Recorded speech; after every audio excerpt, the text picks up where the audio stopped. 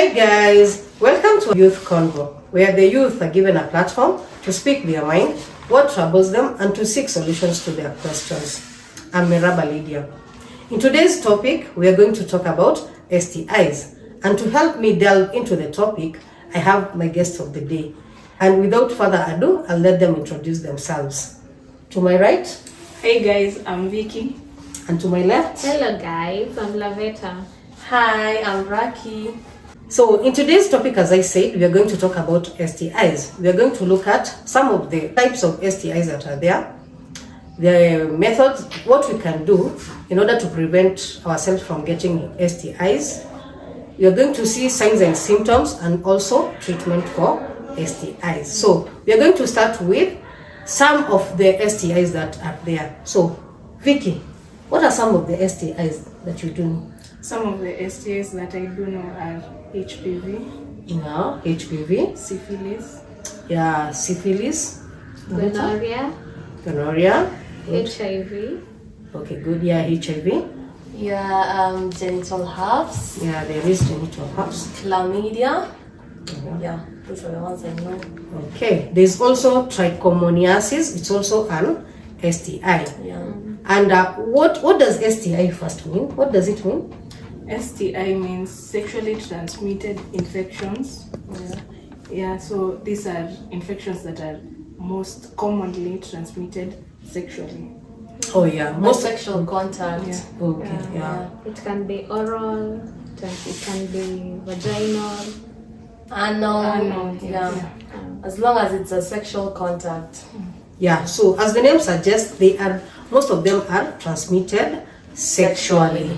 Apart from maybe HIV, if somebody, maybe their mother had HIV and they were born with HIV. Yeah. But most of the cases, sexually transmitted infections are transmitted through sexual contact. Yeah. So we want to see. So what are some of this? How can you know if you have an STI? Like, because if you have a cough, definitely, if you have a cough, you will start coughing. If you have a flu, you'll have a running nose. So there must be those signs and symptoms to show you, or maybe, to make you maybe like think maybe you might be having an STI. So what are some of these signs and symptoms? You might have painless sores. Sometimes you develop warts on your genital parts. Yeah. And in the case of HPV, you may not have any signs, but you may be. Some of them can include rashes, even fever. Yes. Okay. In some infections, you may have itching around the genital areas and vaginal discharges. Smelly. Are very smelly. They produce bad smell. Burning sensations. Yeah, sure. Urinating. When urinating, Another symptom? Abdominal Pain for women. Wow, especially for women. Yeah. You have those. It's severe. It is severe, not just abdominal. Lots of pain. It's very painful because if for us women, at times when you have cramps, you have that pain. But for STIs, I guess it's a severe. Much more than that. Yeah, more than that. Yeah. So as they've said, we have itching. You have burning sensation, you have sores, you have warts. So those are some of the signs and symptoms. Yeah. So if you have such symptoms, what can you do? What can you do? I think the best thing to do is first to visit a doctor, because most of these infections require lab imaging, lab tests, and diagnosis from a professional medical doctor. Yeah. So the first thing, if you're worried that maybe you might be having an STI, the first thing you do is go to the hospital seek medical advice. You seek medical advice, because you might be having a sore, yet it is not an STI. So it is very important that you go to the hospital, get tested, then at least you will know if you have the STI or not. So most of the youth, when you go to these hospitals, or why do you think some of the youth they shy away from going to the hospitals? Why? they fear. Like, how can I get a male doctor and start telling him I have a vaginal? No, So, yeah. there's this smelly discharge, and it's a male doc. So we fear to open up. Okay. And sometimes it's really important because some signs may come and disappear.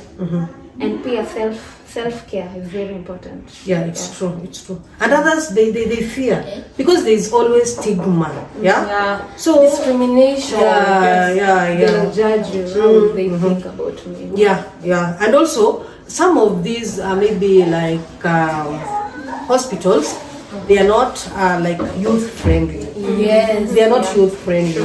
And also, you think maybe if that hospital maybe it's, in your locality, you'll be like, hey, if The I doctor go. will Gossip disclose Yeah, my true. Yeah, or if somebody maybe in your neighborhood sees you that maybe you entered into a VCT or where you go and be tested HIV. yeah. So there's that kind of stigma. Yeah. I think that's why some of the Judgment. youth, judgment, that maybe, hey, this one, you see that one, maybe they are very reckless. That is why they went to a VCT to know their status, But it's very important to go at hospital, get tested, know your status. It's always good, yeah. Even if you know your status, even if like for HIV, when you know your status, if it is negative, well and good, you continue Continue the living, abstinence. you continue at least doing maybe what you are doing or improve. Or you abstain, yeah?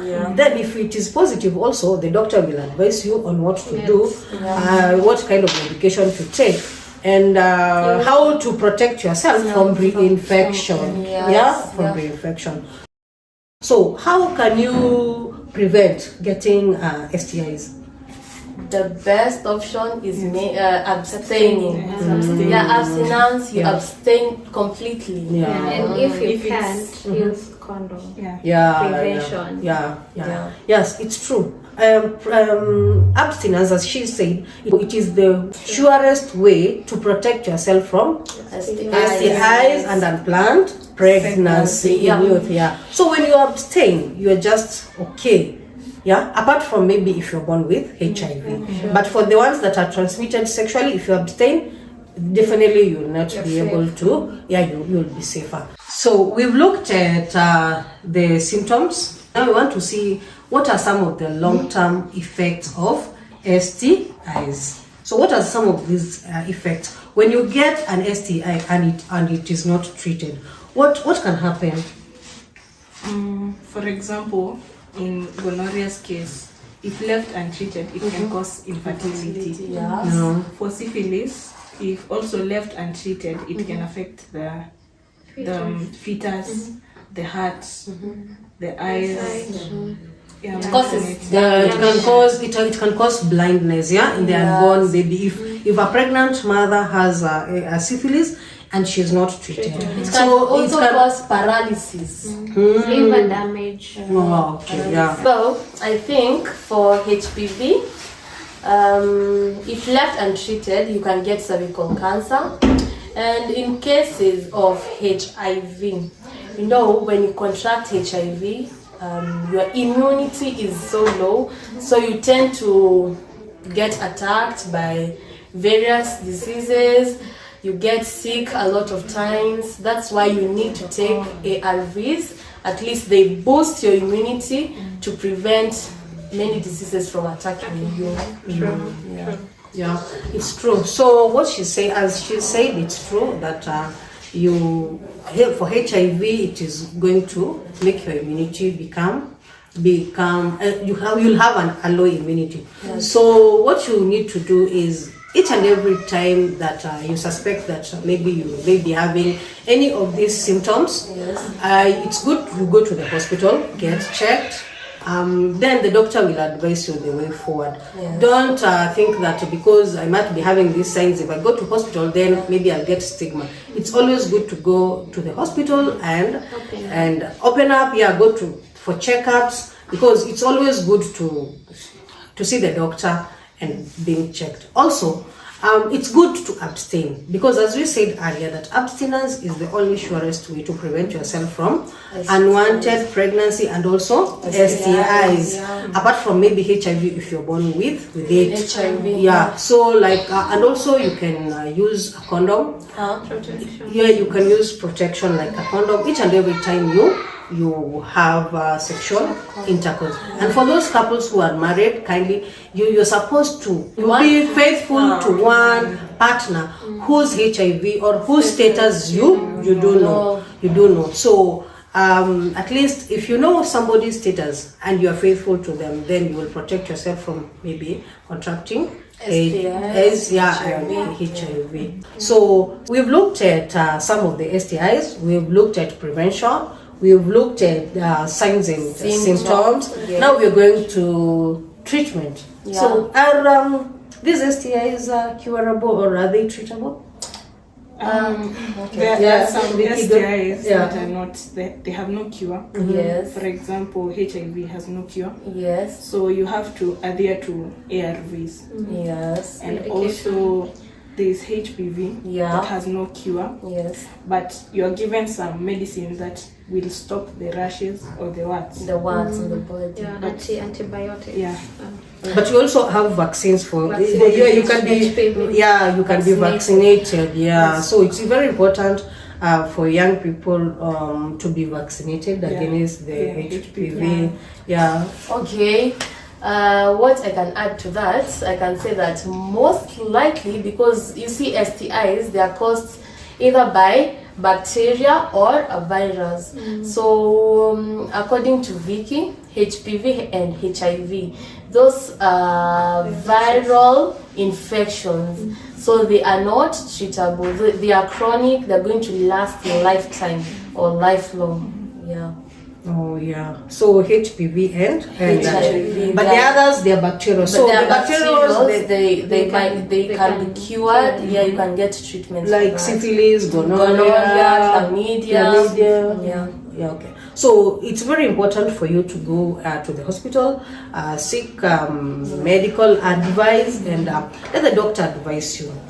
Don't shy away from going to the hospital because you think you will be stigmatized. So first look at your health, make sure you're safe, and make sure you abstain. And if abstinence is not if you can't abstain, then always use a condom each and every time you have sexual contact. Especially if you have a sexual partner. It's very important to see a doctor, to be vaccinated, or to go for checkup, whether you're sick or not. Okay. So thank you. Kindly don't forget to like, comment, and share this video, and also subscribe to our YouTube channel.